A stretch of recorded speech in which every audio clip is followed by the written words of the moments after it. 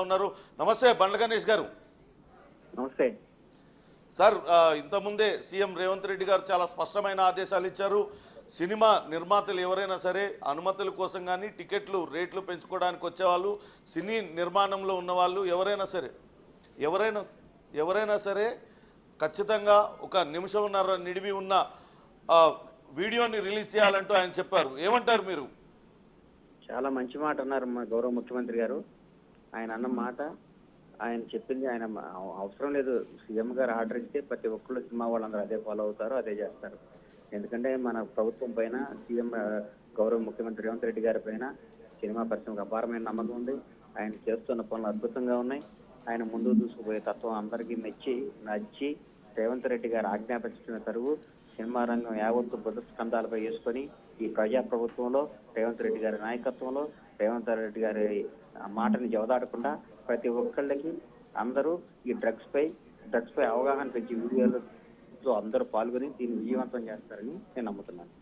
అంటే మీరు గతంలో చాలా సూపర్ హిట్ సినిమాలు నిర్మించారు, పెద్ద పెద్ద నటులందరూ కూడా అందులో నటించారు.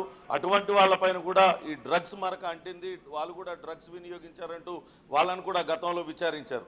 ఇకపైన మీరు నిర్మించబోయే సినిమాలలో ఇట్లా డ్రగ్స్ ఆరోపణలు ఎదుర్కొంటున్న వాళ్ళని దూరంగా పెట్టి సినిమాలు నిర్మించే ఆలోచన, ఎటువంటి అవేర్నెస్ కార్యక్రమాలు తీసుకోబోతున్నారు ఒకసారి చెప్తారా? సార్, సినిమా వాళ్ళు ఎవరో డ్రగ్స్ అవన్నీ అంటే నేను ఒప్పుకోను సార్. సినిమా వాళ్ళకంటే బయట చాలా మంది చాలా పెద్ద వాళ్ళ పిల్లలు, మన రాజకీయాల్లో ఉన్న వాళ్ళ పిల్లలు కూడా డ్రగ్స్ తీసుకుంటారు. సినిమాలో కొన్ని ఏదో సినిమా అని ఒక సినిమా అంటే ఊరికి అది ఫోకస్ చేస్తారు, కానీ సినిమా వాళ్ళ మీద మీరు అన్నారు కానీ ఎవరు ఎక్కడ నిరూపించబడలేదు. సినిమా రంగం చాలా గొప్ప రంగం.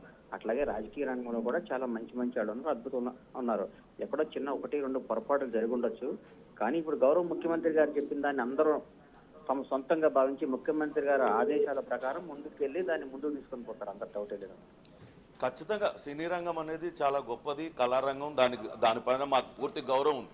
కానీ సినిమా రంగంలో ఉన్న వ్యక్తులు చేసే పనులతోని సమాజం ప్రభావితం అవుతుంది.